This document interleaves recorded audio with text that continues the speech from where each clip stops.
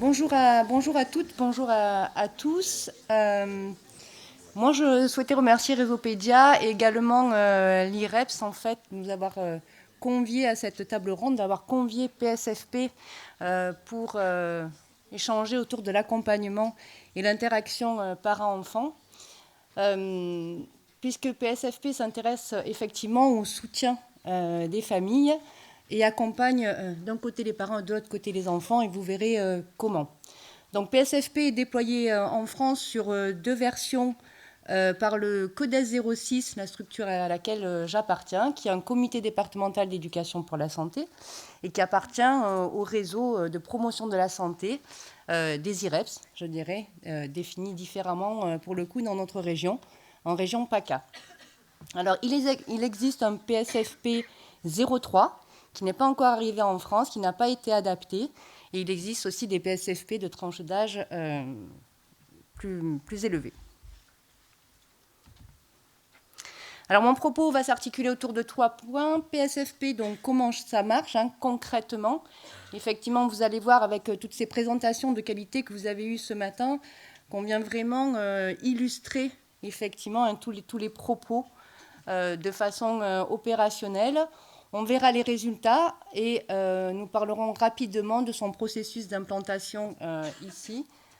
Et pour terminer, je souhaitais vraiment vous présenter une vidéo d'un témoignage de parents qui a participé à PSFP à Grasse, qui est une commune de notre département, en quartier prioritaire de la ville. Alors, pour introduire, donc PSFP est un programme à données probantes. Il est né aux États-Unis dans les années 80. Il a été déployé dans plus de 38 pays au niveau international. Il a bénéficié de 150 études évaluatives. Toutes ces études amènent des résultats identiques. Alors, de façon synthétisée, on verra les résultats en France tout à l'heure, avec une amélioration du bien-être des bénéficiaires, à savoir des parents et des enfants, puisque ces deux publics participent au programme quand on le met en place. Il a été validé par Santé publique France en 2017 comme un programme à données probant dans sa version 6.11. C'est un programme en fait qui s'adresse à toutes les familles. Un programme qui s'ouvre en fait à tous les parents qui se posent des questions sur l'accompagnement éducatif de leurs enfants. Donc, quelle que soit la catégorie socio-professionnelle, ce qui regroupe en fait les parents, c'est la question de l'accompagnement éducatif de l'enfant. C'est un programme donc qui est proposé gratuitement, essentiellement alors porté par des communes. Et moi, j'aime bien dire que c'est un programme intégré, puisque vraiment, on va s'appuyer sur les professionnels et les structures existantes pour le mettre en place.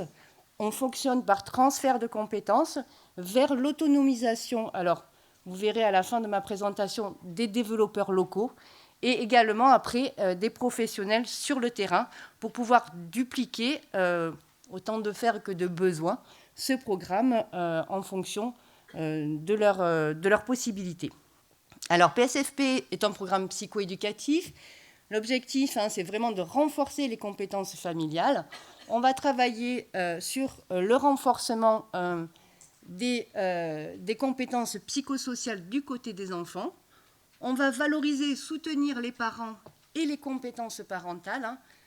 Et l'idée étant bien de faciliter cette relation, interrelation parent-enfant, et très rapidement, on a une amélioration du climat familial dans les familles. Il permet d'étayer en fait des pratiques. On va proposer des outils pour travailler ces compétences psychosociales. C'est un programme très pratico-pratique. Alors, comment ça marche ? Alors, juste, les petites mascottes que vous voyez ici sont les mascottes en fait qui sont utilisées dans le cadre du programme, dans les livrets qu'on peut proposer à nos animateurs, aux parents, aux enfants. Donc, c'est la charte graphique de PSFP. Alors, comment ça marche ? En fait, sur la première heure, on reçoit donc d'abord les familles avec un accueil goûter. Les familles arrivent sans stress, se posent. Et puis, les parents partent d'un côté dans une salle avec 2 animateurs. Les enfants vont dans une autre salle avec 2 animateurs. Et là, les enfants vont commencer à travailler, vont aborder les compétences psychosociales. Je ne vais pas aller dans le détail, ça a été très bien fait ce matin par ma collègue, et vont aborder, pratiquer à travers des jeux, à travers des histoires, tout ce qui est de l'ordre des compétences psychosociales, donc communication, gestion des émotions, résistance aux pressions. Vous connaissez maintenant, vous savez maintenant de quoi on parle. En même temps, en effet miroir, les parents vont aborder, eux, en fait, l'objectif, c'est de développer ces compétences parentales. En fait, ils vont travailler sur les compétences psychosociales, mais ces compétences psychosociales qui sont mises, qui sont mobilisées dans la relation parent-enfant. Donc, de la même façon, ils vont travailler la question, par exemple, de la communication, mais dans cette relation avec l'enfant. Et ainsi, ils vont aborder l'attention positive, la gestion des émotions. On a une session spécifique sur la gestion des écrans. Et pour finir, en fin de programme, on travaille sur la question de la discipline progressive. Une fois que cette première heure est terminée, parents et enfants se retrouvent et ils vont, dans ces ateliers, expérimenter, mobiliser les acquis de la première heure, mais en famille. Les animateurs qui sont là avec eux, et 4 en l'occurrence, vont leur apporter en fait des jeux, et en famille, ils vont travailler ensemble, ils vont s'exercer, ils vont jouer à partir des connaissances et des acquis des premières heures. À partir de là, les familles vont être invitées pendant ces intercessions, puisqu'en fait, pour une édition et pour un programme, en fait, alors sur le 6-11, qui est un peu en dehors de notre propos aujourd'hui, on a 14 sessions, mais on a un programme 3-6, et là, on a 12 sessions qui sont proposées. Donc, entre 2 sessions, les parents, les enfants, sont invités à répéter ces notions qu'ils ont acquises pendant le temps en session famille. Et un animateur va les appeler et va pouvoir avec eux échanger sur comment ça s'est passé. Est-ce que vous y êtes arrivé? Comment vous y êtes arrivé? Est-ce que vous avez adapté en fait l'outil, la technique à votre situation particulière et singulière familiale? Et ainsi de suite, on va travailler sur plusieurs semaines pour développer en fait de la connaissance, capacité, et cette mise en action, on va arriver sur le développement de compétences parentales. En fait, les parents évoluent en fait dans ce programme. Donc pour développer ces compétences parentales. Alors pour le PSFP 3.6, vous avez vu, je vous ai parlé de 12 sessions. Elles seront plus courtes également parce qu'on a les tout petits en fait, qui sont fatigués un petit peu en fin de session. On a un accueil goûter effectivement qui est plus court. De la même façon, pendant 1 heure, on va travailler en miroir parents-enfants. Et la session famille va être sous forme de pratique, d'exercice, de mise en situation. Sur le 3.6, au niveau des sessions et des thématiques, on travaille beaucoup sur le rituel, le savoir dire non également, et la gestion de la colère. Ce programme est aussi progressif, puisqu'effectivement, on identifie 4 piliers. Un premier, en fait, qui permet de poser les bases, et on travaille essentiellement sur le renforcement du lien parent-enfant, avec des notions d'attention positive. Sur le deuxième pilier, on est plutôt sur l'approche et la communication, l'interrelation autour de la communication, donc définir des attentes claires, précises, concises pour un enfant. Et pour un enfant, on travaille sur la compétence psychosociale d'écouter, par exemple. Dernier pilier, on est sur la discipline progressive. Et enfin, on termine sur ce qu'on appelle en fait 2 sessions, qui sont plutôt autour de l'ancrage, en fait, où on échange avec les parents sur effectivement ce qu'ils ont pu garder pour eux-mêmes avoir leur propre projet éducatif de l'enfant, ce qu'ils peuvent garder, conserver, mettre en place ou pas. Et on finit par une fête avec les parents. Alors, une attention particulière, et là aussi je pense que vous allez faire du lien avec ce qui a été présenté par l'IREPS, une attention particulière dans ce programme est portée à la qualité de l'animation. On fait une formation en fait des animateurs qui participent à ce programme, formation qui va durer 5 jours, avec un objectif, c'est travailler vraiment la question de la posture. On est sur la question de la posture et on tend vers la position de tuteur de résilience ou d'éducateur pour la santé. On est vraiment là dans des attitudes de bienveillance, d'accueil des personnes, des familles, dans leur culture, dans leur histoire. On est dans l'écoute, effectivement. En fait, l'animateur va être là pour accueillir, faire circuler aussi la parole, en fait, dans les groupes parents. Il y a des phénomènes de co-développement. Il y a un échange, alors je l'ai appelé comme ça, de trucs et astuces, en fait, par rapport à l'accompagnement des enfants qui se fait pendant ces temps, ces ateliers. Donc 5 jours de formation et également au cours de l'édition, donc de l'ensemble de ces sessions dont je vous ai parlé tout à l'heure, on a des échanges de pratiques qui sont menés par les professionnels, donc les développeurs qui accompagnent ces animateurs. Au niveau des profils des animateurs, en fait, ce programme s'appuie, alors souvent ce sont les communes qui les portent, ça peut être également des conseils départementaux, des PMI, je vous le disais, différentes structures ou associations qui sont déjà en proximité, qui mènent des activités pour la famille, pour les parents ou pour les enfants.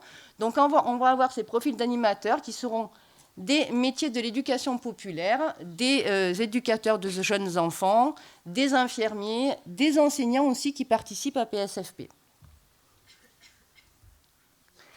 Des outils qu'on met à disposition, donc rapidement, en fait, je vous ai parlé des guides délivrés avec la charte graphique. Donc, on met à disposition des animateurs ces guides et on a des livrets à l'attention des parents et des enfants. On travaille, alors on a des outils sous forme de capsules vidéo qui sont utilisés au niveau du programme. On a élaboré, et c'est le docteur Corinne Rurig en fait, qui a élaboré cet illustré en fait, qui travaille pour travailler sur les écrans avec les enfants et les parents.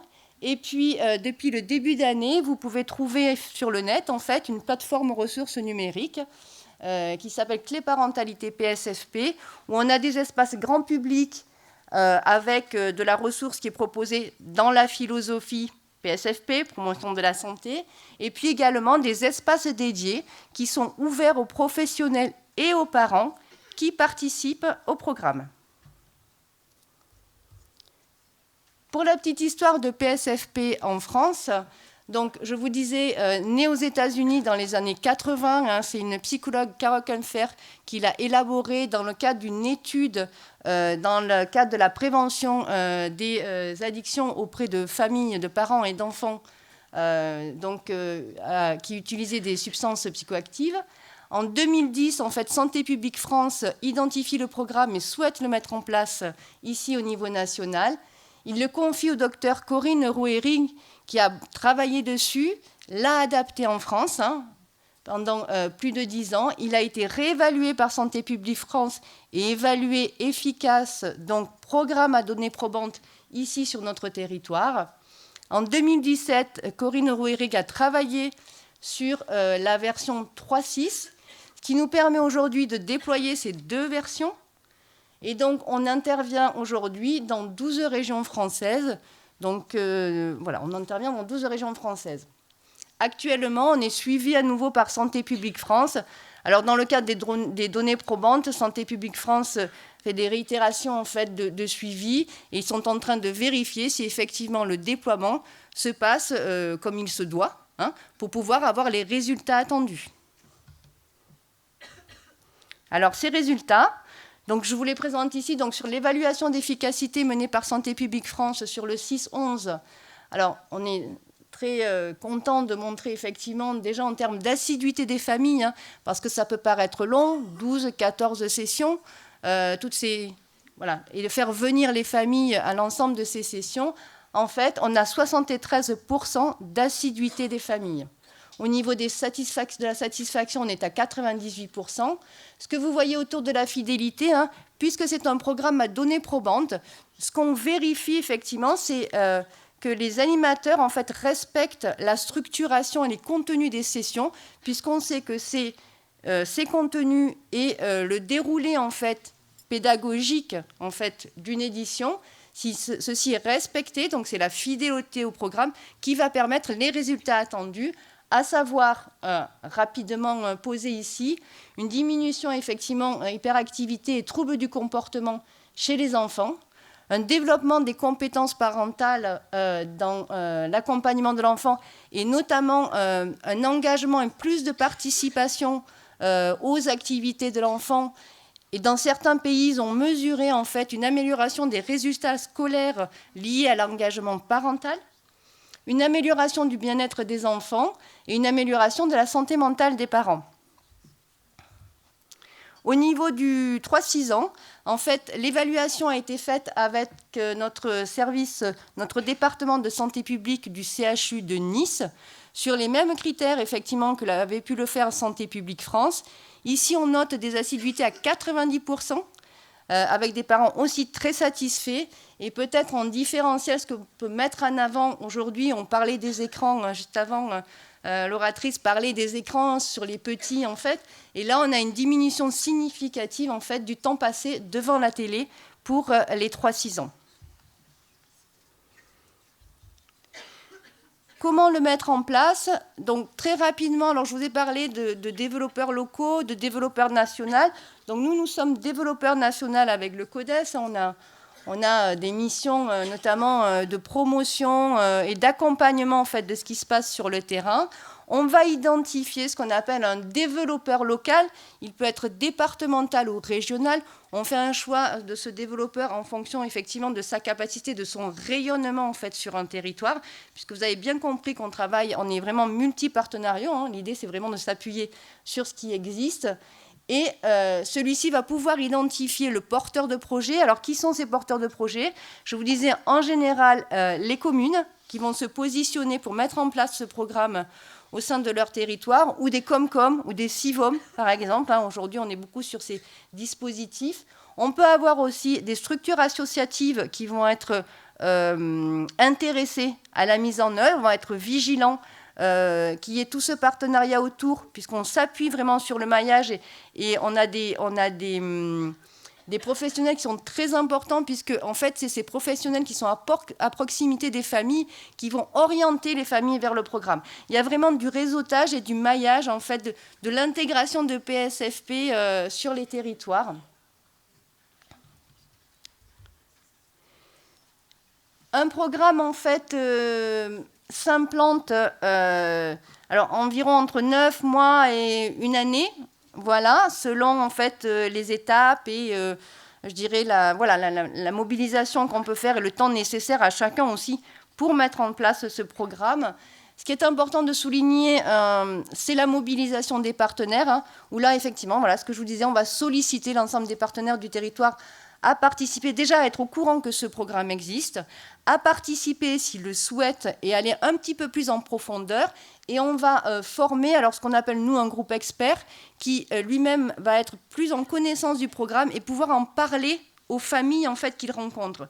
C'est, je prends l'exemple, l'éducateur sportif qui est intéressé particulièrement par le programme et de par sa position et son métier, va à un moment donné être interpellé par un parent qui va lui dire « j'en peux plus, je m'en sors pas, c'est en train de crier à la maison toutes les semaines ».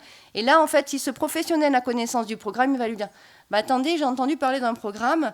Et puis, effectivement, parce que peut-être il aura participé au groupe expert, il va pouvoir lui en parler en détail en lui précisant ce que le parent va pouvoir trouver dans ces sessions. Et c'est comme ça que le parent va pouvoir venir et s'intéresser à PSFP. Voilà, pour amener les parents. Donc, vous voyez, les temps de formation, on a parlé des animateurs tout à l'heure. Et ensuite, donc, processus logique, on va avoir un temps après de communication plus large, en fait, auprès des familles, hein, différents supports qui sont utilisés. Mais ce qui fonctionne vraiment, c'est la relation duel, c'est quand on s'intéresse au problème du parent, en fait, qui va dire, ben, tiens, on s'intéresse à moi, et moi, je vais venir, parce qu'effectivement, on me regarde différemment. Puis, il y a la mise en œuvre. Avec une évaluation, alors on suit tous les programmes hein, qui se passent au niveau national, et on fait un retour au niveau du CODES. Et un élément important, je voulais appuyer sur la question du suivi, parce que là, c'est quelque chose, nous, on y a répondu avec cette plateforme, avec des espaces dédiés. Maintenant, on peut se poser vraiment la question, en fait, parce que pour certains parents, l'accès au numérique n'est pas possible. Par contre, ce qui nous remonte des terrains et qui est très intéressant, c'est que les parents eux-mêmes s'approprient le programme et la démarche. Et on a des témoignages de retours de développeurs ou de porteurs de projets qui nous parlent de groupes parents qui se constituent à la suite du programme pour eux-mêmes continuer à échanger. Et en fait, ils créent aussi des groupes WhatsApp. Je ne sais plus quel orateur en a parlé ce matin, mais ça fait vraiment résonance, en fait, parce que, voilà, les parents se constituent, on est vraiment en santé communautaire, moi j'ai envie vraiment de l'appeler comme ça, et comme ça, ils évoluent et ils peuvent se donner des éléments pour avancer après entre eux, voilà.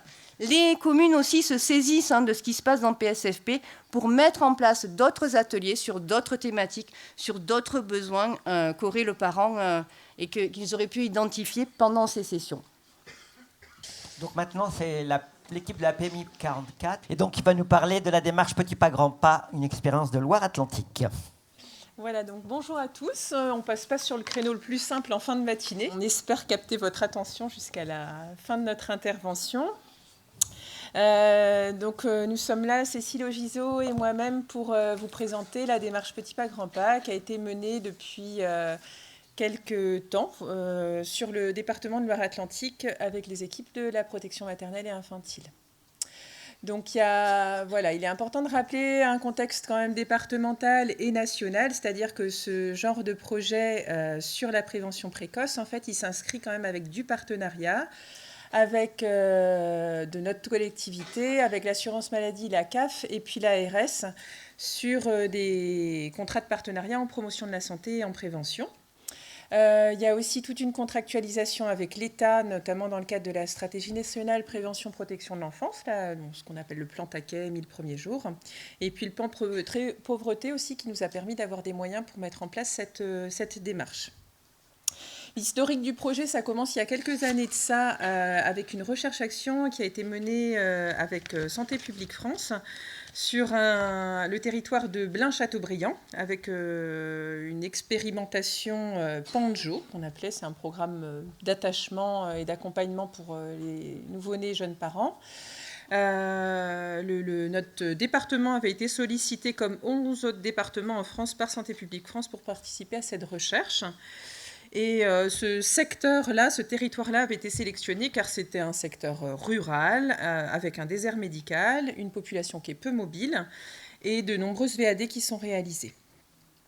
Donc il y a eu une première recherche-action, puis un deuxième essai de recherche-action dans l'objectif d'accompagner au mieux les parents et puis avec une projection finale de mieux protéger les enfants aussi sur le long terme. Par la suite, notre collectivité a continué à s'engager avec un organisme de formation qui s'appelle l'ANIS, dans cette démarche Petit Pas Grand Pas, qui est un outil de renforcement des missions de la PMI. Donc ça s'inscrit dans une lutte contre les inégalités sociales de santé pour les familles et les jeunes enfants. Et donc il y a toute une approche formative, des outils supports qui vous seront présentés sur notre stand qu'on partage avec l'ANIS sur les stands après, où effectivement il y a plusieurs outils supports qui peuvent vous être présentés et partagés.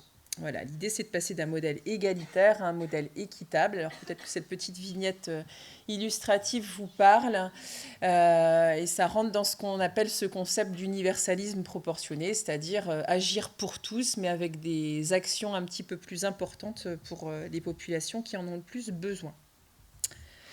Voilà, l'objectif même de cette formation et de cette démarche-là, c'est de la promotion du lien d'attachement, c'est-à-dire comment on repère au mieux les besoins des parents et comment on les aide à construire une sécurité affective envers leur bébé en expérimentant l'attachement aux parents. C'est-à-dire quand il y a cet attachement qui est construit, il y a une séparation ultérieure qui est possible.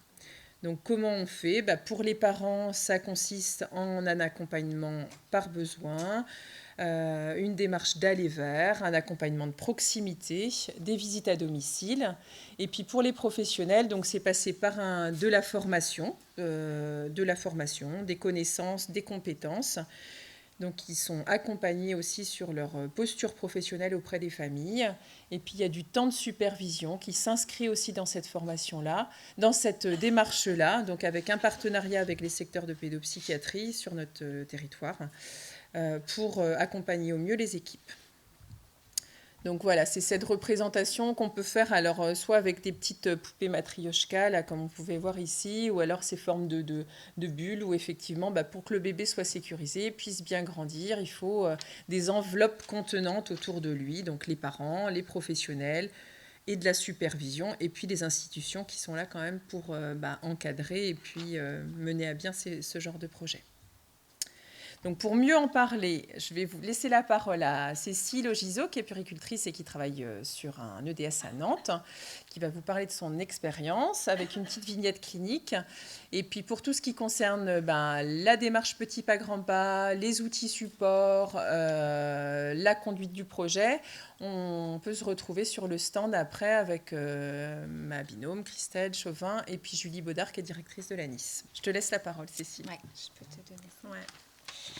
Donc l'objectif aujourd'hui, en effet, c'était qu'on puisse justement illustrer un peu cette démarche petit pas grand pas. Et on s'est dit qu'il n'y avait pas de meilleure façon de le faire que de le faire avec une vignette clinique. Donc je vais vous parler aujourd'hui d'une petite fille qui s'appelle Joséphine, qui est née en décembre 2021 et qui aura bientôt 10 mois. Voilà, c'est un premier enfant pour madame, un 5e enfant pour monsieur. Monsieur qui a 4 autres enfants d'une précédente union. Alors, je donne un petit peu le contexte. On est avec une maman qui a un niveau d'études supérieur. Elle se présente aux professionnels comme étant haut potentiel, avec des difficultés dans la gestion des émotions. Elle dispose d'une reconnaissance MDPH de par ses troubles. Elle présente également une anorexie mentale. Madame peut exprimer rapidement ses inquiétudes en ce qui concerne l'arrivée de cet enfant. Elle connaît pendant la grossesse des moments plus ou moins difficiles. Monsieur est présent, il effectue également un travail en qualité de cadre. Il présente une posture plutôt rassurante vis-à-vis de sa femme. Il a eu 4 enfants, il a la connaissance de ce que représente l'arrivée d'un enfant et peut relativiser beaucoup, en tout cas, les craintes maternelles. Donc il y a tout un travail qui se fait dans toute la période prénatale, au cours de laquelle madame va solliciter de nombreux professionnels. Elle s'entoure de personnes bienveillantes, la sage-femme PMI, la sage-femme libérale, le gynécologue obstétricien. Il y a le médecin traitant qui est là également et une psychologue clinicienne que madame connaît déjà sur la maternité. La problématique, vous vous en doutez, c'est un gros stress maternel, une gestion de la fatigue et des émotions qui est difficile pour la maman et qui nécessite un étayage important. Donc on en a parlé déjà plusieurs fois ce matin. On sait que le stress impacte énormément la qualité du caregiving, donc tout ce qui est qualité des soins, d'où l'importance pour les professionnels de prendre en compte toute cette dimension. En prénatal, le travail se fait pour préparer l'arrivée de ce bébé. Il y aura une hospitalisation longue à la maternité de proposer, afin notamment de pouvoir accompagner les parents et notamment madame dans sa parentalité, toujours avec pour objectif d'abaisser le niveau de stress. Voilà, il y a un lien qui se fait également en prénatal entre la sage-femme et la puère de PMI. On essaye habituellement d'avoir un rendez-vous conjoint en prénatal. Dans cette situation, ça n'a pas pu avoir lieu. Mais un rendez-vous est programmé dès la sortie de la maternité. Voilà, donc mon intervention à moi, elle va débuter maintenant en postnatal, où je propose en fait une visite à domicile quelques jours seulement après la sortie de Joséphine. Voilà, donc je repère une maman très anxieuse, avec beaucoup de questions sur tous les gestes du quotidien, alors que ce soit le bain, le change, le lavage de nez, le portage. La maman, elle décrit bien avoir été dans une bulle en néonate, avoir beaucoup apprécié tous ces moments-là, et puis forcément le retour à la maison apporte plein de questions. L'objectif pour moi, toujours en lien avec la démarche petit pas grand pas, ça a été de partir vraiment des besoins de la maman, de faire émerger le travail à partir des demandes, tout en prenant en compte les besoins de son bébé. Je vais parler beaucoup de la maman dans cette situation, mais le papa est bien là. Je vous en parlerai autant que possible au fur et à mesure. Ce qu'on a pu voir dans la démarche, c'était vraiment de faire avec et faire faire. Et là, je me rends compte bien que cette maman, elle a besoin de me voir faire, d'expérimenter en ma présence pour pouvoir faire ensuite les choses seule. Je recherche les forces et les compétences parentales. Donc, on a une mère qui a des projets pour sa fille. Elle est portée, elle est pensée, elle est en capacité d'être dans une réflexion autour de son éveil pour savoir notamment quel jeu lui proposer. C'est une maman qui se documente beaucoup, donc elle lit beaucoup d'ouvrages, et c'est une maman qui sait ce qu'elle veut et ce qu'elle ne veut pas pour sa fille. On a un papa qui est présent, notamment de façon importante sur les 2 premiers mois, puisqu'il a pu profiter d'un congé parental et de quelques jours de congé. C'est une présence qui est rassurante et contenante, et qui vient vraiment en réponse à une demande de la maman. Dans toute cette situation, la problématique qui va s'installer progressivement, c'est qu'il y a une conjugopathie qui va arriver, avec des parents qui se heurtent de plus en plus sur des pensées différentes autour de leur enfant. Les rendez-vous se succèdent, mais je constate rapidement que l'accès à l'enfant est de plus en plus difficile, car madame a besoin en amont de se livrer sur son état psychologique et sur ses difficultés rencontrées au domicile.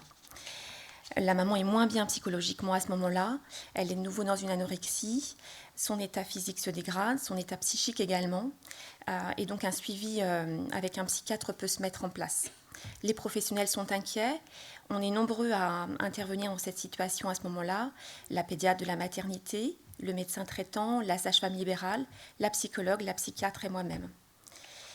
L'accès à l'enfant est parfois difficile, mais je peux m'appuyer sur les observations des autres professionnels, et notamment de la pédiatre qui voit Joséphine régulièrement.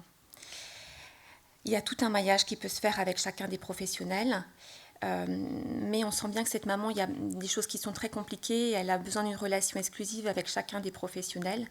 Donc j'essaye volontairement de mon côté de mettre du tiers en incluant une collègue puéricultrice, mais malheureusement, c'est un échec. On a une petite fille en tout cas qui a un bon développement psychomoteur. Elle est parfois avec un teint plutôt blanc, cireux, ce qui peut nous mettre en alerte. On pense à des orientations vers de la pédopsychiatrie à certains moments. Et puis finalement, ça ne se fera pas, parce que la maman ne le souhaite pas. La prise de poids de Joséphine est harmonieuse, elle est souriante, elle joue bien. Donc dans cette situation, on a, comme dans beaucoup d'autres situations, travaillé tout ce qui était étayage pour cette petite fille et cette famille. On a travaillé la mise en place d'aides à domicile au titre de l'aide sociale à l'enfance. Alors finalement, ces aides, elles ne se mettront jamais en place parce que la maman ne se rendra pas disponible sur les horaires proposés. On a travaillé le relais familial en impliquant notamment, en trouvant une place finalement à la grand-mère maternelle qui interviendra auprès de Blanche 1 jour par semaine.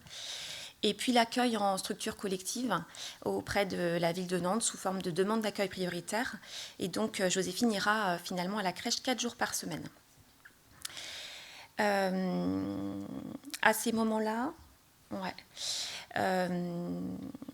on se pose toujours beaucoup de questions en tant que professionnel sur notamment l'accueil en crèche 4 jours par semaine, 1 jour chez la mamie. Est-ce que ça fait trop ? Voilà, c'est des questions qu'on a pu se poser tout au long de l'accompagnement de cette famille. L'expérience montre finalement que l'accompagnement proposé a été adapté. À ce jour, un rythme a été trouvé autour de Joséphine. Madame va mieux psychologiquement et trouve les ressources qui lui sont nécessaires pour trouver à la fois un équilibre entre les besoins de sa fille et ses propres besoins. Voilà, le suivi continue, le plus souvent en visite à domicile parce que c'est vraiment un lieu qui est rassurant pour la maman. Donc on a pu entendre, on a pu se questionner, mais on a pu entendre que c'était quelque chose d'important pour elle.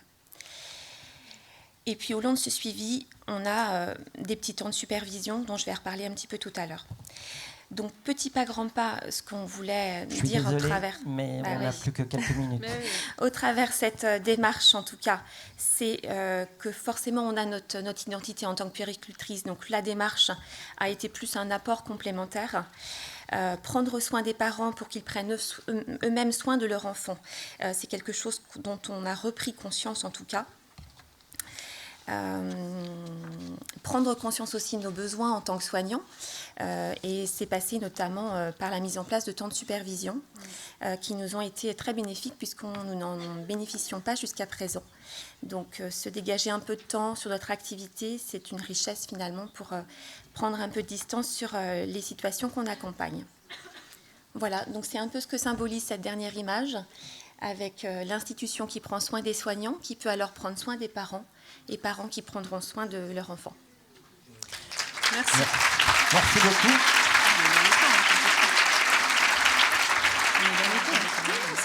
Je suis désolée, merci d'avoir fini quand même dans ces temps-là.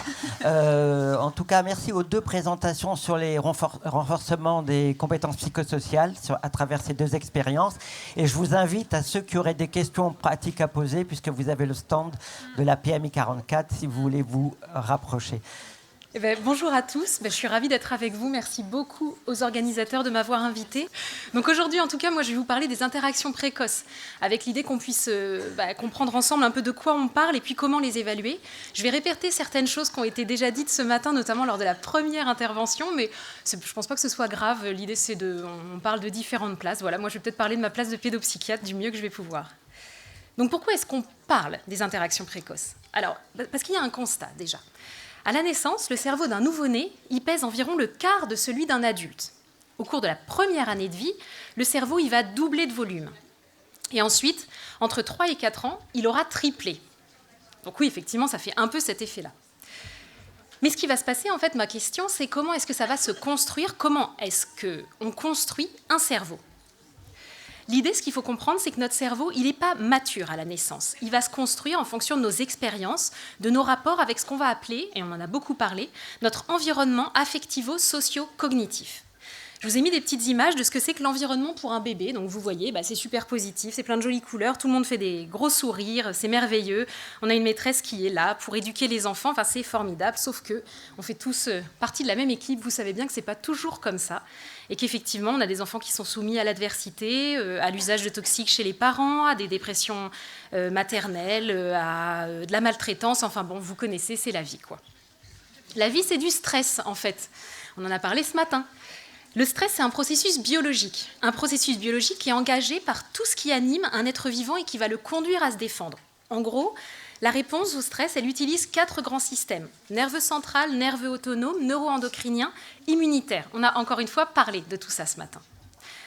Le stress, pourquoi on se stresse? Pour nous adapter. Ce schéma, il explique très bien la question de l'adaptation au stress et dans l'absolu, il est vrai pour tous les stress.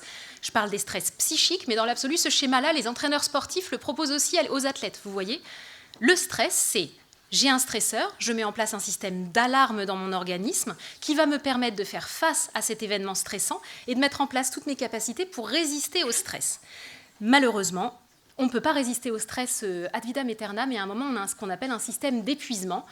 Le sportif se blesse, l'être humain s'abîme, on va dire. Alors, on va en parler. Le stress, ça peut être positif et ça peut être négatif. Le stress positif, ça va être rencontrer de nouvelles personnes, étudier pour un examen. Ça va développer nos capacités à faire face, nos capacités de coping. Ça, c'est bon pour le développement cérébral. Le stress toxique, c'est toutes les autres choses, les abus, la négligence, les addictions parentales, sans autre image parentale soutenante, sans autre caregiver, en fait. Et ça, c'est très mauvais pour le développement cérébral. C'est un peu manichéen, mais à la fois, c'est quand même bien d'avoir des choses claires en tête comme ça. L'effet du stress, il a un impact sur le corps et le cerveau. L'exposition précoce à la maltraitance, et on en a parlé ce matin, elle affecte le corps.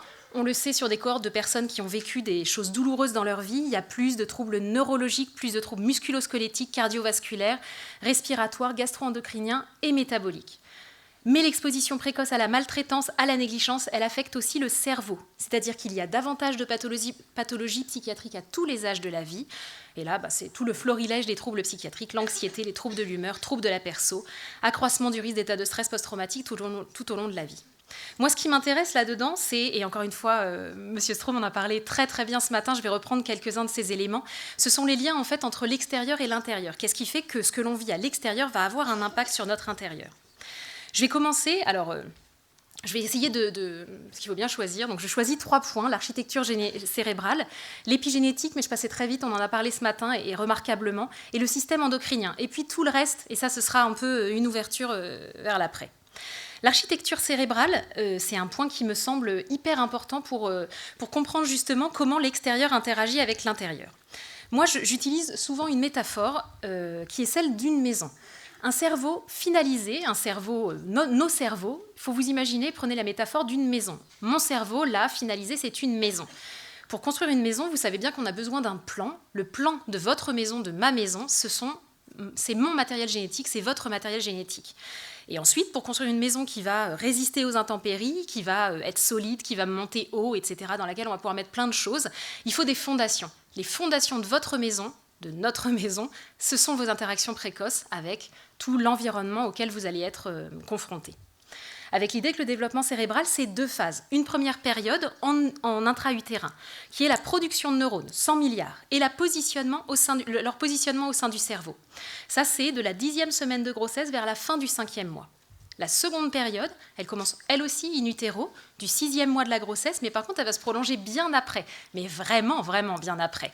En fait, on dit que jusqu'à 25-30 ans, notre cerveau, il n'est pas encore considéré comme mature. Il y a peut-être des gens qui ont des cerveaux encore immatures dans l'assemblée. Moi, le mien, il est mature. Hein. Là, ça y est, là, c'est bon, c'est fait. En tout cas, cette période-là, c'est la formation des connexions entre vos neurones. Vous savez bien qu'un neurone tout seul, ça ne sert à rien. Un neurone, pour marcher, il doit communiquer, il doit être en lien. Vous allez voir que ça va être un peu le leitmotiv de mon propos, le lien. Mais en tout cas, il va former des synapses, 100 000 milliards, pas de 1000 sabords, mais de synapses qu'on a dans notre cerveau. Les synapses, on en construit beaucoup, beaucoup, mais on va en éliminer également. Ça, c'est normal, c'est la période de plasticité cérébrale. Les connexions neuronales, donc je vous ai dit, on en construit plein, mais on va renforcer celles qu'on va beaucoup utiliser. Plus on utilise des connexions, plus elles vont vraiment devenir costauds et ne pas lâcher, quoi. Au contraire, les connexions dont on va peu se servir, elles vont être, et ça va être totalement physiologique, éliminées. On appelle ça le pruning. Le pruning, c'est l'élagage synaptique. On va élaguer nos synapses. La plasticité cérébrale, ce dont je vous parle, c'est après la naissance, c'est dépendant de l'environnement dans lequel l'enfant puis le jeune adulte y va grandir. Les activités auxquelles l'enfant va participer, les expériences, l'apprentissage, les interactions avec les parents, mais aussi les interactions sociales, ça va participer à la structuration de son cerveau. Ce qui est intéressant, c'est que même si la personne, elle réutilise pas ce qu'elle a appris, l'apprentissage, il aura participé à sculpter son cerveau. Donc en gros, quand vous avez un ado qui vous dit « Ah non, le latin, c'est trop chiant », eh oui, mais bon, ça te fera un beau cerveau bien sculpté. Ça, c'est une petite astuce si vous voulez faire du latin à vos ados. La plasticité cérébrale, elle est possible tout au long de la vie, mais indéniablement, elle est beaucoup plus importante au jeune âge. Moi, je prends toujours l'image de la pâte à modeler. Quand vous avez de la pâte à modeler, qu'elle est toute neuve, vous la sortez de son pot, c'est génial, vous faites plein de formes, elle est super facile à manipuler. Quand vous la laissez vieillir un peu dans un coin, elle va devenir plus friable, c'est plus difficile. Vous obtiendrez des formes, mais il faudra la chauffer, il faudra la manipuler plus longtemps. C'est ma métaphore pour la question d'un cerveau jeune et d'un cerveau, non pas vieux, mais d'un cerveau qui est un peu plus maturé. On peut faire des formes, mais il va falloir bosser un petit peu plus dessus. Donc, pour finir un petit peu sur ce point de l'architecture cérébrale, l'idée, c'est que les stress répétés ont un impact sur l'architecture cérébrale, avec l'idée que des relations stables et bienveillantes et des interactions de qualité vont former une bonne architecture cérébrale, et que le stress, dans les premières années de la vie, va induire des anomalies du bon développement. Donc ça, c'est le premier point qui nous aide un petit peu à comprendre, en tout cas moi qui m'aide beaucoup sur le plan pédopsychiatrique, à comprendre les interactions entre le dehors et le dedans. L'épigénétique, encore une fois, ça a été remarquablement expliqué ce matin, je ne vais pas en parler plus longtemps, vous avez bien compris, des signaux qui viennent modifier un petit peu la manière avec laquelle nos gènes vont être exprimés, qui peuvent, malheureusement, ces méthylations, ces modifications de notre génome peuvent rester plus ou moins longtemps, éventuellement être transmises aux générations ultérieures. Un autre point qui me semble vraiment important et très aidant, ce sont les dysrégulations endocriniennes. Pour ça, j'utilise une image. Si des gens, je sais que des collègues pédiatres sont là, ont dû déjà m'entendre dire ça les fait à chaque fois rire, mais ça aide à se rendre compte. Vous êtes dans la forêt, vous voyez un ours. C'est un événement un peu stressant de voir un ours dans la forêt. Donc effectivement, vous allez mettre en place votre axe hypothalamo-hypophyso-cortico-surrénalien, en gros l'axe de stress, qui va vous permettre de sécréter des hormones de stress, CRH, ACTH, cortisol, qui vont en gros vous permettre de prendre 2 décisions, soit je fuis, soit je décide de me faire l'ours, en gros. La troisième solution de se figer, elle manque un petit peu d'efficacité, donc je vais rester sur ces 2-là. Ça, c'est super, et ça marche très très bien, et c'est remarquable quand on voit un ours une fois dans sa vie. Mais quand l'ours, c'est... Alors, je vais utiliser une personne qui vient vous faire du mal tout le temps à la maison, par exemple. Mais là, ça ne va pas être la même chose. Votre axe, il va s'hyperactiver absolument quotidiennement. Je pense à un parent maltraitant, par exemple. Et vous allez avoir des traumatismes, des stress qui vont se répéter et qui vont survenir, bien sûr, vous êtes enfant, au cours de votre développement cérébral. Ça, c'est une catastrophe. Ça crée des maturations extrêmement anormales de votre axe de stress. Et je vous mets un petit peu les conséquences. Une dérégulation endocrinienne, une sensibilité accrue au stress, une activation anormale de votre axe de stress lors des stress ultérieurs et un excès de glucocorticoïdes endogènes qui va être responsable d'altérations cellulaires cérébrales, de modifications structurelles. Et ça, on le sait, les études, elles sont très claires au niveau notamment hippocampique, frontal et amygdalien. En tout cas, ce que je veux vous dire, c'est que ça vient un peu parler de la question du stress là, de tout à l'heure, le moment d'épuisement, c'est que avoir un peu de cortisol en soi pour être dans son organisme, pour être capable de répondre à un ours, super. Quotidiennement, être blindé de cortisol, être dans une espèce de bain de cortisol, c'est pas bon du tout pour le développement cérébral. Alors, pour revenir un peu à nos moutons, puisque moi je devais vous parler des interactions précoces. Alors, qu'est-ce que c'est finalement interagir avec un enfant ? Alors, on en a beaucoup parlé de la même manière, je vous ai mis des exemples, c'est non exhaustif, lire, jouer, raconter, expliquer, entendre, écouter, répondre, se rendre disponible, empêcher, dire non, dire oui, dire peut-être. Mais c'est peut-être aussi plein d'autres choses, lui apprendre à vivre en société, à respecter les autres, à bien manger. Ça, j'étais ravie d'en entendre parler, je suis ravie aussi de voir les stands qui vraiment, je trouve, viennent dire à quel point c'est tout ça qui permet de prendre soin d'un enfant et de son environnement. Donc à bien se comporter aussi, à être une bonne personne peut-être, à bien travailler. La question en fait qui va se poser, c'est qu'est-ce que l'on garde de nos interactions précoces tout au long de notre vie ? Alors pareil, c'est une liste non exhaustive. Donc déjà notre cerveau. Effectivement, je vous ai mis 2 images d'un de cerveau, qui a la grosse pêche, qui est capable de faire de l'haltérophilie, d'être très fort. Et puis de l'autre côté, un petit cerveau un peu qui est plus ramollo, un peu moins disponible peut-être. Mais on garde aussi notre rapport au monde. Alors, je vous ai mis 2 images à chaque fois, je suis caricaturale, bien sûr, mais enfin bon, vous voyez bien que ce n'est pas la même chose. Entre ce que vous voyez à gauche, une jeune maman toute disponible, il y a de l'herbe, tout le monde est heureux, tout le monde est beau, oh là là, c'est formidable le gazon. Et puis de l'autre côté, vous voyez bien une jeune maman. Alors, cette jeune maman est peut-être à d'autres moments hyper disponible pour ses enfants, mais sur cette image, je suis caricaturale, elle est sur son écran, et puis finalement, elle ne s'occupe pas de ses enfants, et combien de temps dans la journée ça dure, ce genre de choses. Notre manière de nous alimenter, évidemment, on en a beaucoup parlé. De la même manière, c'est évidemment pas la même chose pour votre avenir quand vous avez eu ces 2 modalités d'alimentation, avec bien sûr les 1000 premiers jours et une fenêtre qu'on sait être très efficace pour travailler sur la question du neurodéveloppement via l'alimentation, donc de la fin de la grossesse jusqu'au début de la vie, avec vraiment des études qui nous montrent qu'on a une meilleure efficacité, un meilleur pronostic en postpartum si on a déjà une bonne nutrition de la mère en fin de grossesse en fait. Et puis, il y a aussi un autre point, c'est notre manière d'être avec les autres, la qualité de nos liens. Et les liens, je vous en ai déjà parlé un petit peu et je vais continuer de vous en parler parce que c'est vraiment central dans la question du neurodéveloppement. Les liens, c'est inhérent à l'espèce humaine, inhérent à beaucoup d'espèces, mais on va dire que dans notre espèce, l'idée c'est que le nourrisson, c'est vraiment un être de dépendance. On a tous une nécessité d'attachement, Bowlby en a beaucoup parlé, on en a parlé ce matin, c'est un besoin universel de l'être humain à former des liens étroits d'affection. D'autres auteurs sont revenus là-dessus en parlant de comment est-ce qu'on fait pour avoir un développement affectif harmonieux. Et pour avoir un développement affectif harmonieux, un nourrisson, il doit bénéficier avec les échanges à travers les échanges avec sa mère ou tout autre adulte, ce qu'on appelle une plénitude des apports affectifs, une souplesse d'adaptation à ses besoins et une stabilité de la relation. Ça, c'est ce qui fait qu'un lien est sécurisant pour un être humain. Alors, interaction, dépendance, lien, pour le nourrisson, oui. Moi, j'étais ravie qu'on me demande d'intervenir pour les interactions des 1000 jours jusqu'aux 6 ans. Parce qu'effectivement, bien sûr, il y a une fenêtre des 1000 jours qui est hyper importante, mais c'est vrai que la question des liens notamment et des interactions, finalement, ce n'est pas que précoce dans la vie. Puisque le nourrisson, mais l'enfant en aura aussi, l'adolescent, le jeune adulte, les personnes âgées, on le sait aussi. De plus en plus, on parle de par exemple, permettre à des enfants de rejoindre d'aller dans vous avez école EHPAD pour permettre aux personnes âgées justement d'être sollicitées et d'être en lien. Donc en fait, ça marche pour tout le monde, tout au long de la vie, la question des interactions précoces. Avec une étude dont je voulais vous parler, parce que c'est quand même un petit peu ça l'idée finalement, qu'est-ce qui nous rend heureux dans notre vie ? Qu'est-ce que c'est la recette du bonheur ? Ça, c'est une étude que je trouve assez sympa, c'est une très grande étude, qui a été débutée en 1938 auprès de, 724 hommes américains, 75 années d'observation et ça continue, cette étude. Tous les 2 ans, il y avait un recueil d'informations et avec une question que je trouve charmante, qu'est-ce qui nous rend heureux tout au long de notre vie ? Il y avait 2 catégories d'hommes qui étaient issus de 2 classes sociales très opposées.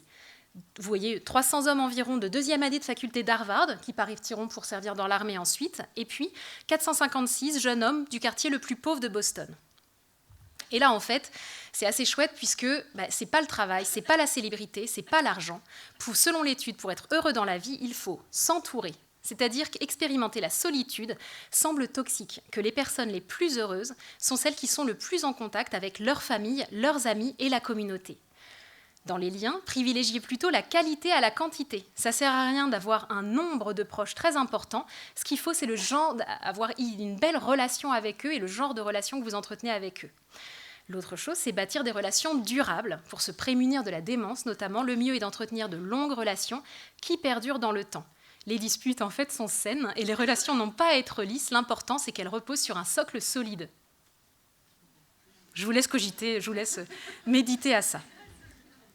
Et maintenant, sur les interactions, un point qui me semble malgré tout important, qu'est-ce qui se passe ? Qu'est-ce que vous faites ? Qu'est-ce qui se passe quand on repère que quelque chose ne va pas ? Et bien, quand quelque chose ne va pas, en fait, on a besoin de vous, on a besoin de nous tous, finalement. En premier lieu, ce qu'il va falloir, quand vous repérez que dans des interactions, il y a des choses qui ne fonctionnent pas bien, ça va être d'informer les familles, les soignants. Je pense que c'est ce qu'on est en train de faire aujourd'hui, finalement. Informer, c'est aussi ça, les 1000 jours, etc. Repérer les signes de maltraitance éventuelle, d'abus, de négligence, mais aussi les signes de dysfonctionnement. Et surtout, agir. C'est que ça ne sert à rien, en fait, de juste voir et puis de se dire... d'en rester là. Il faut agir s'il y a besoin vraiment, en l'occurrence, de protéger le mineur. Alors avec différentes possibilités, la protection administrative et la protection judiciaire. Protection administrative, donc assurée par les conseils généraux, c'est souvent, c'est tout le temps, avec l'accord de l'autorité parentale. Et puis la protection judiciaire, malgré tout, c'est si vous avez un refus ou une impossibilité de coopérer pour les titulaires de l'autorité parentale, lorsque l'action des services, par exemple, de l'aide sociale à l'enfance n'ont pas permis d'améliorer la situation, et puis lorsque ces mêmes services sont dans l'impossibilité d'évaluer la situation de la personne. Dans ces moments-là, vous allez éventuellement devoir faire une information préoccupante. Je vais vous en parler, j'en parle très rapidement, mais je trouve que c'est important qu'on puisse avoir ensemble en tête ce que c'est que de rédiger une information préoccupante. Alors, nous, en tout cas, en pédopsychiatrie, et moi, c'est vraiment quelque chose dont je suis profondément certaine, c'est que l'information préoccupante, ça n'est pas une punition, ça n'est pas une délation, c'est une ouverture vers du possible, du mieux vivre ensemble. C'est souvent la mise en place d'aides éducatives beaucoup plus rapidement, finalement, que si on n'avait pas signalé la situation. Avec, en tout cas, moi, la profonde idée que je fais avec et je ne fais jamais contre quand je fais une information préoccupante. Et alors, je touche du bois que ça continue comme ça, mais je n'ai jamais rédigé une information préoccupante avec une personne en face de moi qui était heurtée par mon information préoccupante. C'est-à-dire que j'ai vraiment ça en tête profondément. Je sais que je fais quelque chose de bien quand je rédige une information préoccupante. Alors, on n'est pas dans le pays des bisounours, des fois c'est douloureux, une information préoccupante, mais malgré tout, je trouve que si on part tous avec la pensée qu'on fait avec et qu'on ne fait pas contre les parents, la famille, etc., ça peut vraiment être quelque chose de très aidant dans la rédaction. Donc, pour synthétiser, le développement cérébral, il est influencé par les stress toxiques, les interactions avec l'environnement, la nutrition et plein d'autres choses. Et notamment peut-être, alors c'est vraiment pour finir, mais 2 points qui me semblent importants, c'est la question du stress précoce en fait, qui va changer radicalement votre manière d'appréhender le monde. Et je crois que c'est important qu'on puisse se rendre compte de ça. Quand vous partez d'interactions précoces, comme vous voyez, je vous mets des photos un peu géniales, mais tout le monde est heureux, c'est super, les parents, l'environnement, passe du temps avec l'enfant, est disponible. Et vous imaginez bien l'adulte que vous allez devenir, vous allez être beaucoup plus optimiste, vous allez avoir plus de capacité à avoir confiance en vous, à vous projeter dans l'avenir. En gros, vous allez voir le verre plutôt à moitié plein. Si malheureusement, vous n'avez pas eu la même chance et que dans votre enfance, vous avez été confronté à des parents qui abusent de toxiques, de la maltraitance, de la violence, vous imaginez bien l'adulte que vous allez devenir. Vous allez vous méfier, forcément. Vous en avez déjà vu d'autres. Vous allez aller vers les gens en vous disant « Ouais, mais bon, les liens, c'est pas toujours merveilleux. Hein. Moi, j'ai vécu des liens qui m'ont fait sacrément du mal. » Vous allez avoir plus tendance à vous dévaloriser, à avoir un peu vite, à vous sentir le pied au mur, le dos, à vous sentir un peu désespéré. Je me souviens plus de l'expression, bref, c'est pas grave. Et ça, c'est vraiment de voir le verre à moitié vide. Et je trouve que c'est important, quand on parle des interactions, de vraiment se souvenir aussi de... C'est peut-être un peu bête de dire ça, mais malgré tout, je crois que c'est vraiment très important de l'avoir en tête quand on accompagne ses enfants, ses familles. Et voilà pour moi. J'ai dû rattraper le retard, peut-être.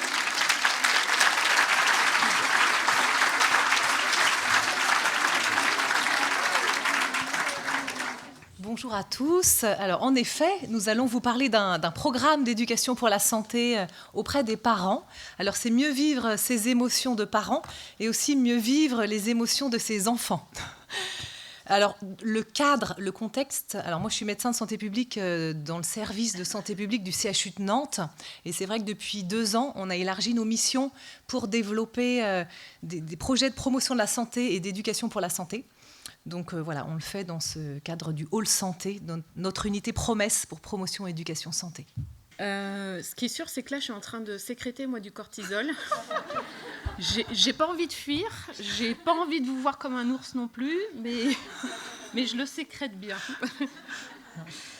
Donc le public auquel s'adresse le programme qu'on propose avec Anne, c'est un public de parents dont, là, pour le premier programme qui a eu lieu d'ailleurs cette année, là, en 2022, c'était un programme dont la plupart des enfants suivaient un programme un peu similaire sur la gestion des émotions aussi, sur l'accueil des émotions aussi, en parallèle. Donc comment ce public est venu à nous ? À l'origine, il s'adressait plutôt à des... On avait mis les affiches dans le milieu hospitalier puisqu'on travaille avec Anne en milieu hospitalier. Et puis en fait, l'affiche a été prise en photo par une maman qui était venue à l'hôpital. Elle l'a postée sur ses réseaux sociaux. Elle appartenait à des groupes d'entraide pour des enfants, d'entraide de parents, pardon, qui ont des enfants plutôt en difficulté scolaire, des enfants 10. Et du coup, c'est suite à ce partage sur les réseaux sociaux qu'on a eu une trentaine de demandes. Voilà, ils sont venus de cette façon-là. Donc le premier groupe, on avait décidé plutôt une douzaine de participants. On a ouvert à 13 participants. Il y avait 8 mamans, 5 papas. Et parmi ce groupe, il y avait 4 couples. 2 couples. Mais ce qui fait 4 par an. C'est ça. Bah oui, le cortisol continue. Alors, par rapport aux objectifs de notre programme, en gros, l'idée, c'est de finalement partager avec ses parents un mode d'emploi des émotions. Donc, c'est comprendre c'est quoi les 4 émotions naturelles, c'est quoi les émotions parasites, c'est quoi finalement les attitudes un peu anti-émotions quand on a un enfant qui déborde d'émotions. Voilà, c'est quoi le lien avec les besoins. Donc ça, c'est notre premier objectif. Le deuxième, c'est aussi de partager des ressources, des outils de régulation émotionnelle et puis aussi des outils pour accueillir les émotions de ses enfants, ce qui n'est pas facile tous les jours. Et puis troisièmement, c'est vraiment d'offrir un espace de parole, d'écoute empathique à ses parents, parce qu'il y a ce soutien social, ce soutien émotionnel qui est très fort. Donc vraiment un groupe bienveillant. Alors, pour continuer, alors nous, on est un binôme d'animatrices, Manuela et moi, et puis il y a aussi Carlita et Brigitte qui sont des patientes partenaires, parce qu'on travaille beaucoup le partenariat patient professionnel au CHU de Nantes dans mon service. Voilà, donc on est 4 animatrices. Les parents, on leur propose un temps de rencontre individuelle qui dure environ 1 heure. Alors on le fait en visio, en distanciel, pour finalement vraiment appréhender aussi la situation personnelle de chaque parent, individuellement, pour voir voilà, leurs attentes, où est-ce qu'ils en sont dans leur parentalité, et voir aussi s'il n'y a pas une grosse souffrance derrière qui ferait qu'on les orienterait plutôt vers un dispositif de soins. C'est vraiment un programme éducatif. Ensuite, on leur propose 6 rencontres collectives de 2 heures. Alors, on fait ça le jeudi soir, donc c'est après le boulot, tout le monde se retrouve. Et voilà, c'est espacé de 3 semaines. Donc là, le groupe, c'était entre janvier et avril. Et on va bientôt faire le bilan collectif 6 mois plus tard, en octobre, là, bientôt. Alors du coup, on va vous présenter quelques outils sur lesquels on s'appuie, notamment celui que vous voyez là, le chemin d'Élie. C'est celui qu'on propose au moment de la rencontre individuelle. C'est un outil qui nous permet d'évaluer avec les parents si le programme correspond bien à leurs attentes. Donc on leur demande où est-ce qu'ils en sont en ce moment sur ce chemin de parents. C'est une cartographie qui représente différents chemins qui montent, qui descendent, dans labyrinthe, en spirale, une autoroute. Et du coup, moi je peux vous proposer là, pendant que je suis en train de vous parler, demandez-vous, vous, où est-ce que vous vous situeriez sur ce chemin de parents ? Ou alors sur ce chemin d'aidant, ou sur ce chemin de soignant, sur ce chemin de médecin. Ça permet en fait d'utiliser un petit peu le côté symbolique, le côté imaginaire, et après la verbalisation, l'élaboration vient plus facilement. Donc voilà pour ça. Et donc du coup, on voulait vous donner quelques exemples. Alors là, il y a une maman qui s'était située juste avant le tunnel en haut à gauche. Et puis ça lui a permis de nous dire qu'elle avançait pas tout droit, que c'était loin d'être linéaire pour elle, qu'elle adoptait des stratégies de détournement, de compensation pour arriver à leur but. Mais sous la montagne, c'est sombre, et notamment avec leur fille aînée. Une autre maman s'était positionnée dans la spirale et ça lui avait permis de nous dire qu'elle était incapable actuellement de sortir de cette situation et qu'elle craignait que ça s'aggravait. C'est ce qui permet, cette verbalisation-là, c'est un début en fait qui permet aussi de sécuriser les choses et de se dire que c'est possible de poser des mots sur ce qu'on ressent. Une troisième situation, c'était quelqu'un qui s'était situé dans le labyrinthe en bas, c'était je crois plutôt un papa, et qui disait qu'il avait la sensation de chercher plein de billes pour avancer, mais qui se cognait au mur et qu'il cherchait la sortie de secours. Un autre outil qu'on utilise aussi dans ce bilan éducatif partagé, on l'a nommé comme ça, ce premier temps de rencontre individuelle. Alors c'est basé sur le modèle de Moira Mikoladjak, le livre Les compétences émotionnelles. Je ne sais pas si vous le connaissez, mais c'est vraiment un focus c'est un peu la Bible des psychologues actuellement sur cette notion de compétences émotionnelles. Donc voilà, alors sachant qu'on évalue, vous allez voir, on évalue ces compétences émotionnelles, mais qui sont très intriquées à d'autres compétences. On en a parlé ce matin, je regarde Magali, avec les compétences cognitives et puis les compétences aussi relationnelles. Alors par exemple, on demande aux parents de se positionner entre 0 et 5 sur je sais bien identifier mes émotions, je comprends bien les causes et les conséquences de mes émotions, je sais exprimer mes émotions de manière socialement acceptable, je régule bien mes émotions lorsqu'elles me semblent inadaptées au contexte et j'utilise mes émotions finalement pour décider et pour agir. Alors ça, c'est le versant intrapersonnel et on utilise finalement la même, mais sur le versant interpersonnel, à savoir, je repère et j'identifie facilement les émotions de mon enfant ou de mes enfants. Je comprends bien les causes et les conséquences des émotions de mes enfants. Je permets à mon enfant d'exprimer ses émotions. Alors, à la fois physiquement, autorisé à pleurer, à crier, à taper dans un coussin, mais ça peut être aussi symboliquement, avec des mots, avec un dessin, par les cris aussi. Et je gère aussi les émotions de mon enfant lorsqu'elles sont intenses. Et puis, je m'appuie finalement sur ces émotions de mon enfant pour accroître aussi son efficacité, c'est-à-dire pour décider et pour agir. Donc c'est là on recoupe parfois avec ces compétences de prise de décision et d'adaptation. Voilà, alors c'est vrai que les parents, ils se positionnent, là c'est un exemple, mais on a eu beaucoup, dans notre groupe en tout cas, ça nous permet d'identifier un petit peu plus précisément quelles compétences émotionnelles sont finalement intéressantes à travailler, à renforcer. Donc ça nous permet, nous, de personnaliser nos séances collectives après qu'on construit sur mesure en fonction des situations personnelles de chacun. Donc une fois qu'on a repéré les besoins pendant le bilan éducatif partagé, donc effectivement, comme Anne disait, on adapte le contenu et notamment un outil qu'on propose dans chacun des programmes qu'on a fait jusqu'à maintenant, c'est le volant des émotions. C'est un outil qui permet déjà de parler des 4 émotions de base, la colère, la joie, la tristesse et la peur. Même là, vous pouvez vous aussi essayer, c'est pas si simple que ça, essayer de remplir les petites cases qui correspondent à la colère, quel message elle cherche à faire passer, et puis quelle action elle cherche à me faire dans la foulée pour que je me sente mieux et que l'émotion se régule. Alors ça peut paraître un peu évident comme ça, on leur propose de travailler d'abord en petits groupes et puis après on fait un échange en grand groupe. Ça peut paraître évident et puis finalement quand on commence à échanger les uns avec les autres, on se rend compte que finalement c'est pas si simple. On croirait que la colère c'est pareil pour tout le monde et puis qu'on l'accueille et puis que finalement on l'accueille pas.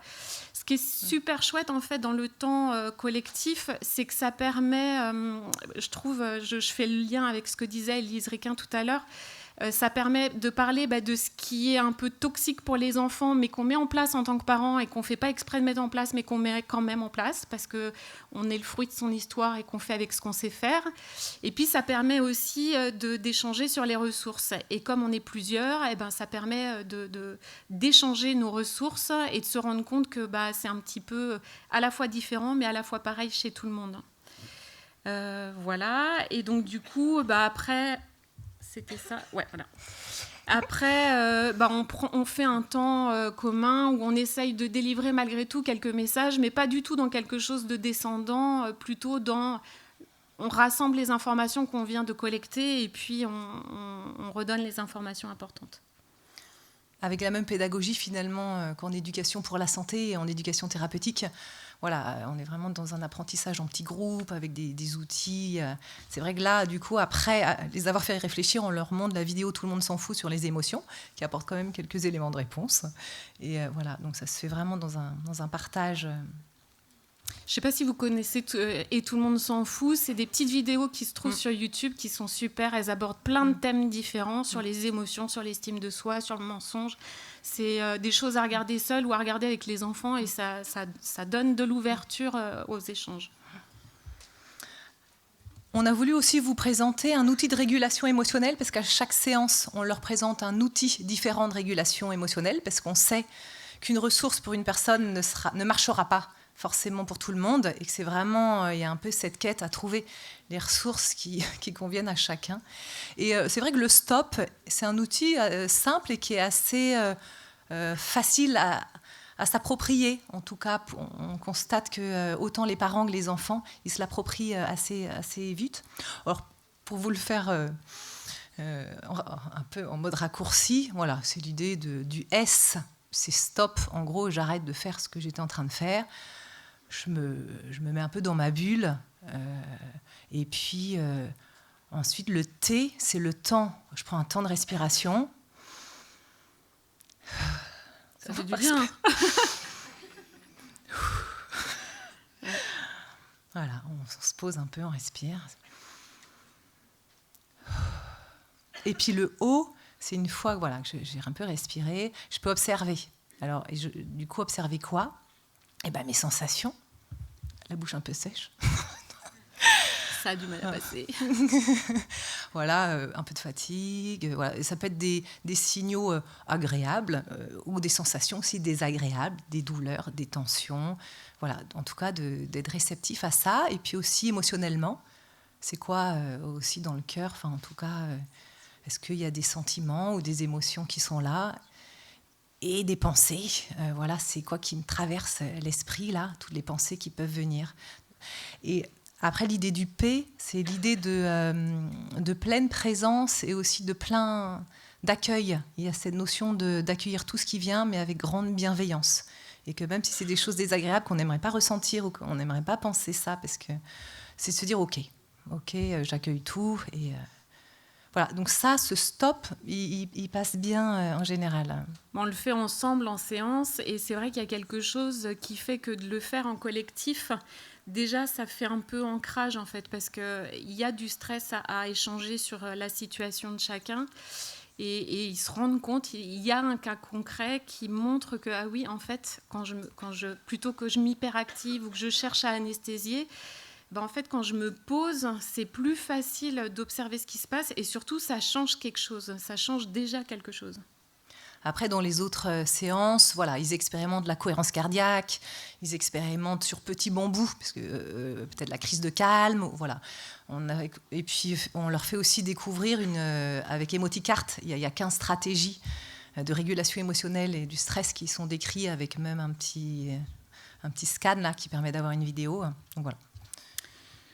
Alors après, on a quelques messages clés en tête, mais c'est des messages plutôt simples parce que réellement, on s'adapte à chaque groupe avec lesquels on va aborder du coup les émotions. Un premier message, c'est que, et puis on l'expérimente en fait pendant le programme, c'est que pour exprimer ses émotions, il y a besoin d'un climat de sécurité. Donc effectivement, dans les premières séances, on attache beaucoup d'énergie et de temps à ce qu'il y ait un climat de sécurité qui s'installe. que chaque émotion apporte son message, même s'il n'est pas toujours facile à décrypter, elle a un sens, cette émotion, et elle est en lien avec la situation dans laquelle on se trouve, comme là maintenant.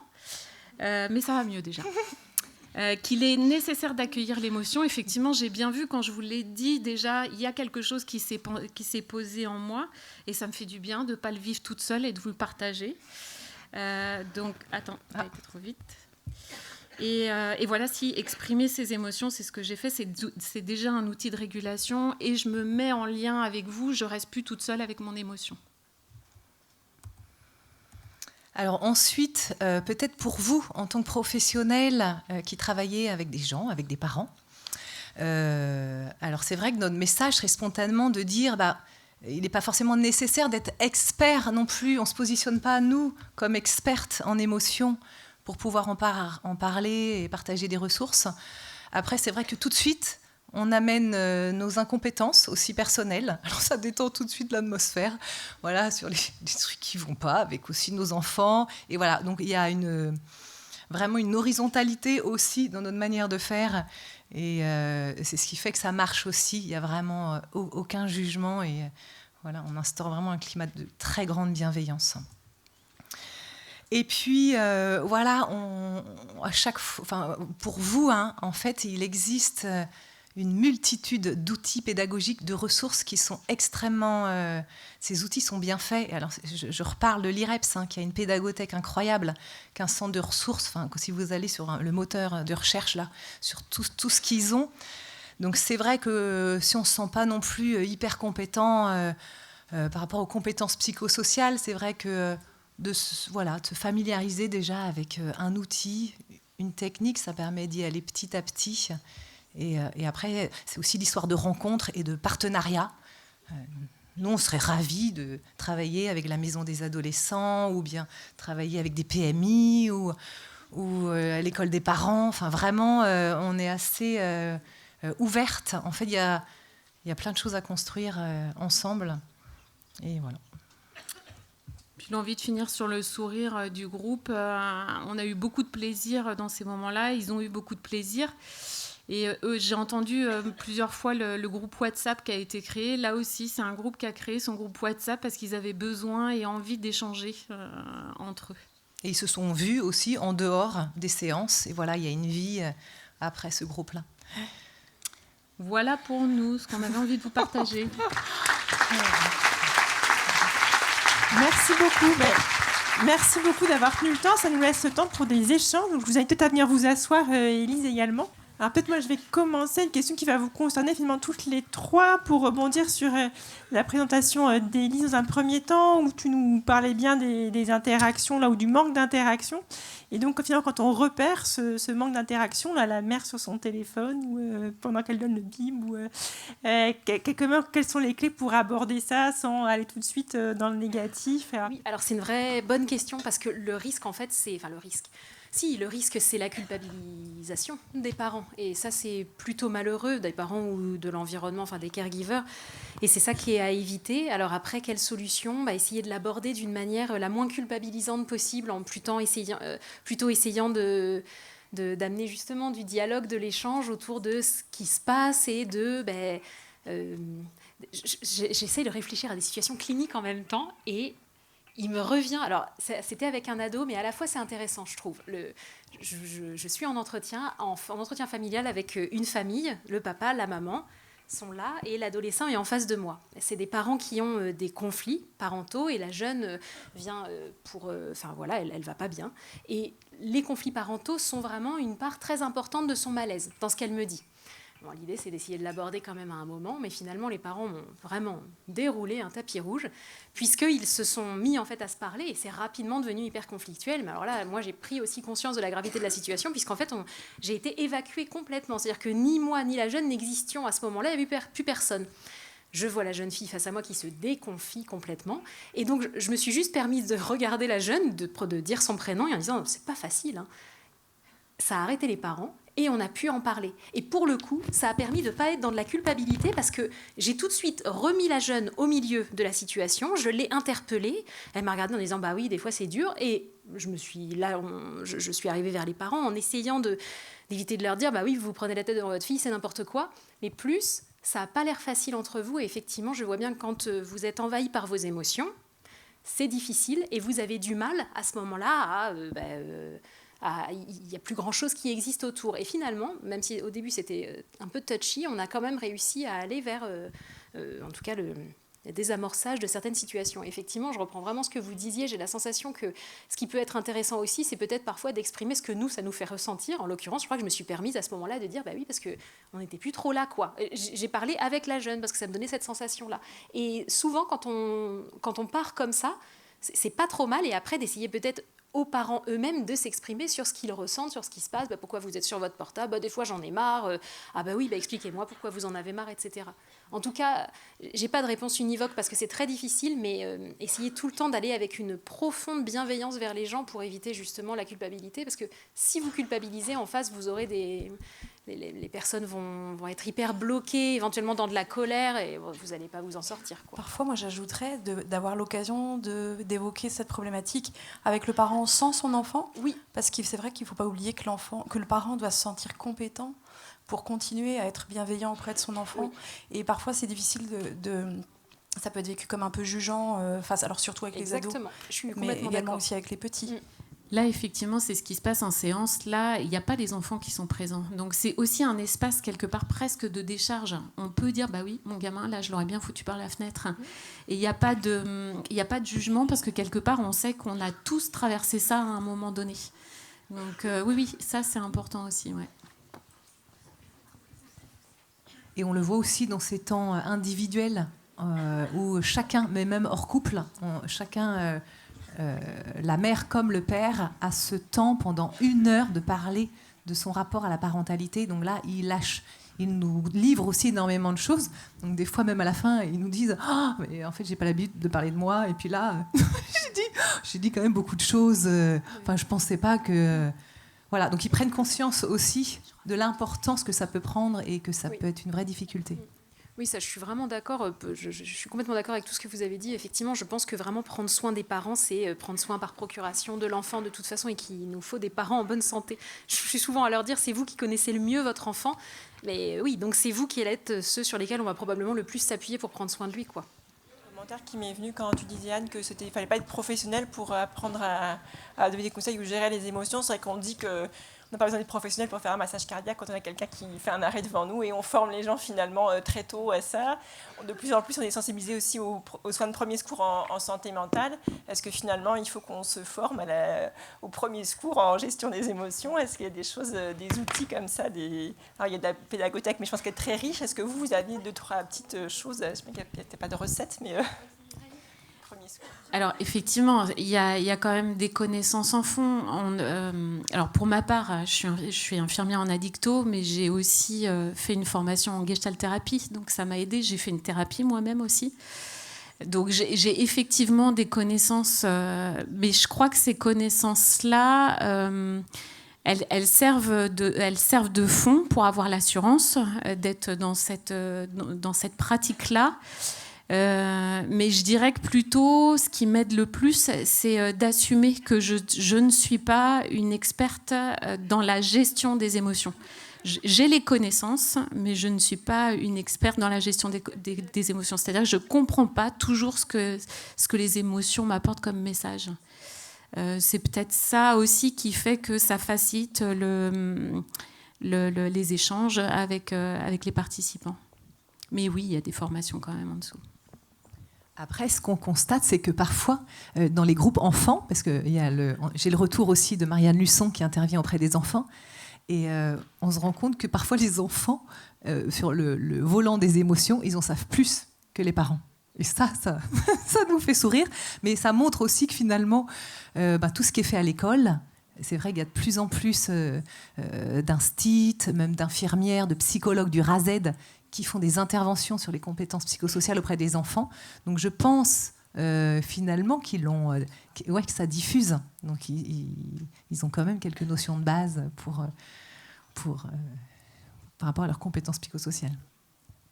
Et au-delà de la thématique, je pense qu'en revanche, vous êtes formé à la posture éducative, l'approche éducative dont on a parlé beaucoup depuis ce matin, qui est un petit peu la compétence générique pour aborder tous ces sujets autour de la parentalité.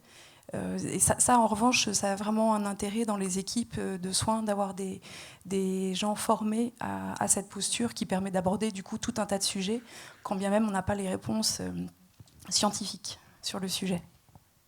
C'est vrai que le programme qu'on propose, à l'origine, c'était un programme d'éducation thérapeutique. Donc effectivement, avec une formation à l'origine sur l'éducation thérapeutique, qui n'est plus un programme d'éducation thérapeutique, puisque ça ne s'adresse pas forcément à des patients atteints de maladies chroniques. Mais effectivement, il y avait cette formation-là. Ouais. Alors, merci beaucoup pour cette intervention et ces réponses aux questions. Merci à